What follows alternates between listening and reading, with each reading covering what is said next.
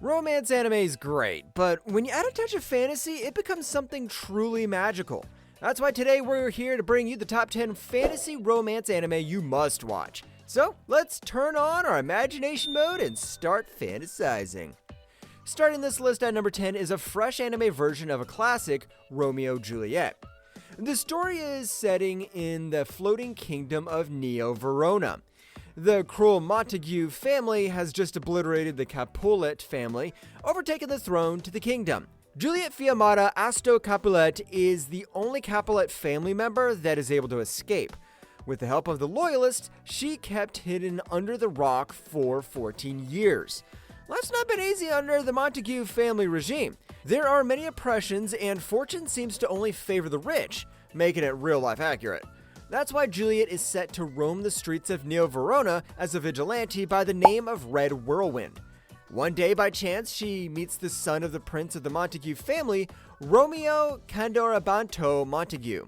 Without knowing each other's real identity, Juliet has this first impression of Romeo as someone who is kind, selfless, and extremely attractive, that they fall in love with each other in an instant.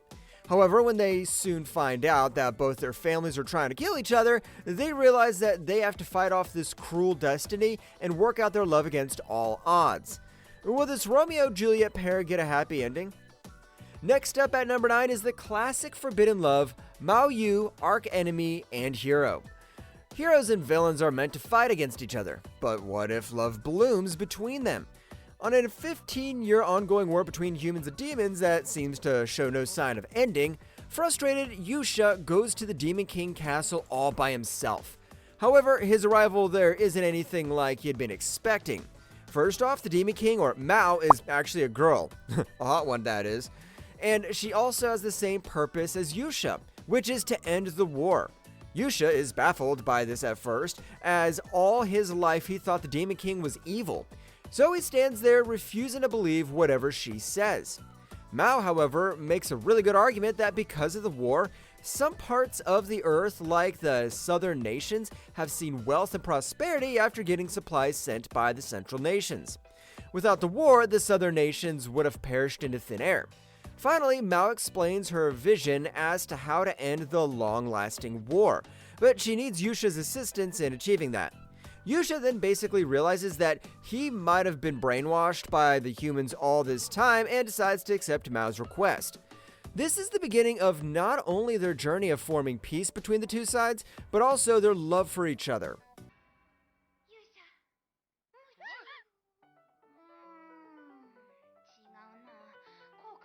The immersive sacrificial princess and the king of beasts takes up our number 8 spot. The kingdom of Osmargu is home to many species of beasts, which might be a dream for furries. After a long war with the human kingdom next door, they agreed to finally come to peace, but with a condition. As a way to show its dominance, the beast kingdom requires a female human sacrifice every year for the king to eat. Thanks to this treaty, both kingdoms can finally be good neighbors. After 98 years, however, the King of Beasts, Leonhardt, is baffled by who's supposed to be the 99th sacrifice. This girl with the white hair by the name of Sarifi is different from the other sacrifices sent to the king so far. The sacrificial girls are usually afraid of beasts, and they always cry begging for mercy. But Sarifi is nothing like that. She's not afraid of anyone, and she doesn't cry. She doesn't even mind being eaten by the king. That is because she doesn't have a family, meaning even if she escapes, there's no place for her to come back to. That's actually very sad. She deserves better for real. But the king finds her amusing and decides to let her roam around the kingdom. It's from here that the two exchange words, getting to know more about each other, and slowly develop bonds. What they didn't know is that the day of the sacrifice will be the beginning of something special that'll change the destiny of both the king and Sarifi, and also the world in general. Though inspired by Beauty and the Beast, this anime might actually turn out to be better. Next at number 7 is the Sweet Sugar Apple Fairy Tale. In a world where fairies are a real thing, you might think that it's gonna be beautiful. But that's far from the truth, because humans being humans, they betrayed these poor fairies and enslaved them like it's the 1800s. But this teenage girl, Anne Halford, dreams of a world where humans and fairies can live peacefully alongside each other. Just like her deceased mother, Anne wants to be a silver sugar master. basically a candy craftsman. However, the journey to achieving this occupation might be more tricky and dangerous than you think. That is because she has to travel all the way to the capital of Lewiston, where the annual Royal Candy Fair takes place. So Anne hires this fairy, Xiao Fen Xiao, to become her personal bodyguard. He is pretty harsh in his words, but a powerful warrior. She promises him that he won't be a slave anymore once they reach their destination, something that even Xiao finds hard to believe. The two then travel together, marking the start of what will be a destined love even sweeter than sugar. Halfway through, we have Frieren Beyond Journey's End at number 6. This beautiful anime centers around the character of Frieren. She might look small, but she's very powerful. She's a mage and part of the hero Himmel's party, alongside other members such as the strong warrior Eisen and wise priest Heiter. They put an end to a 10-year quest, successfully defeating the Demon King. And just like that, peace is finally restored. Left with their own purposes, each member then goes on their own paths, with Frieren deciding to set out on a journey by herself while making a promise to go back to them to meet them. 50 years later, Frieren comes back and something unexpected is soon to be discovered. Hero Himmel is now old. He becomes short and his beard grows long and white. However, Frieren doesn't age at all. Because she's an elf, she's able to live over 1,000 years. Shortly after, Hero Himmel meets his final fate, leaving the world with a legacy as the hero who defeated the Demon King. The stoic Frieren seems untouched by the death, but later she realizes that she should have at least shed a tear. This story explores how Frieren deals with regret. From the regret of not having to spend more time with people close to her, to the regret not recognizing Himmel's love because she didn't understand that concept back then. As a result, she now aims to go on another journey with the sole purpose of spending time and getting to know people. Accompanied by a young mage, Fern, and strong warrior Stark, Frieren's journey is bound to have many meaningful stories.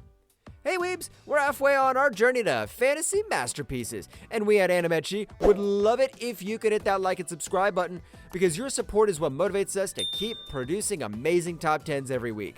Also, that's what Hero Himmel would do. Appreciate you, Pookie. Coming up at number 5 is a story as rare as Snow White with the red hair. Shirayuki is a cheerful girl with skin as white as snow and beautiful bright red hair that would be a shame if someone were to cut it.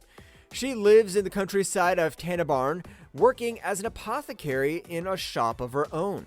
One day, Raji, the prince of Tanabarn, is made aware of her existence, and soon she gets interested in her, especially because of her red hair. He then tries to force her to become his concubine, and Shirayuki's like, nope. She then cuts off her long hair and runs off into the woods. There, she's found and rescued by Zen, the second prince of a neighboring country, Clarine. Unlike Raji, Zen is not only handsome, but also kind and has great skills as a swordsman. Shirayuki then moves to Clarine, where she aims to build a career as an herbalist, where she thinks of a way to repay Zen's good deeds. This is where the two become more intertwined with each other's life. The more Zen exchanges gazes with Shirayuki, the more he falls in love. Next up at number 4 is Yona of the Dawn. The beautiful and innocent princess Yona grows up in the palace of the kingdom of Kouka, where everyone is instantly charmed by her cuteness. However, this place that she once saw as heaven suddenly is on the verge of disaster. That's because someone is threatening to erase the whole kingdom, including Yona's right as a princess. Desperate to have her dream life back, she seeks help from the only person that she can trust, which is Sun Hawk. Sun Hawk is Yona's childhood friend who grows up to be the strongest warrior in the kingdom. With him, she's forced to leave the palace as her safety is one really big concern if she stays. Yona soon aims to become stronger to retake the kingdom that was stolen from her.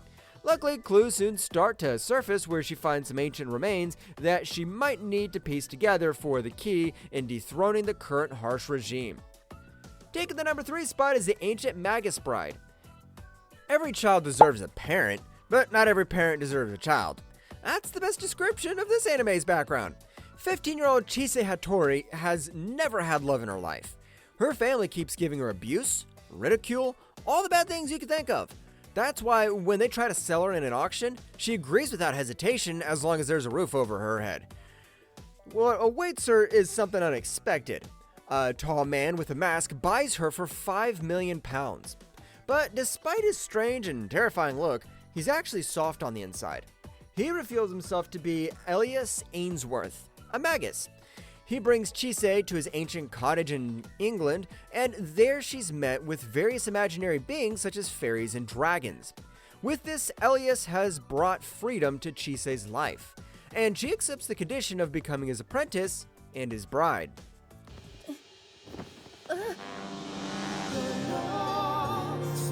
Where is the saint's magic power is omnipotent. Sai might be your average office worker, but as soon as she gets transported to another world, she becomes someone special. In the kingdom of Slantania, monsters have been roaming around the city creating chaos and destruction. When the knights are unable to take these monsters down, the kingdom's left to use its last hidden weapon, which is a holy maiden or a saint. These saints are summoned from another world and automatically equipped with some kind of superpowers. However, during this one particular summoning, there's an anomaly.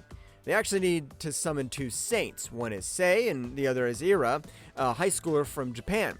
Needing only one holy maiden, the higher-ups decide to only keep Ira into the kingdom, while Sei is left off without a certain role, making her not special anymore.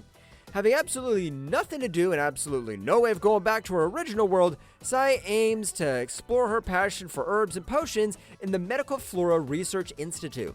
There, she meets a couple of hot-looking guys. Unlike the arrogant Ira, Sei is actually a really mature woman who is kind and respectful of people around her, which is why even some of the most handsome knights fall in love with her.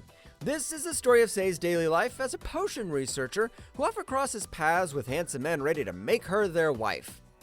Finally taking the throne as the best fantasy romance anime is Spice and Wolf.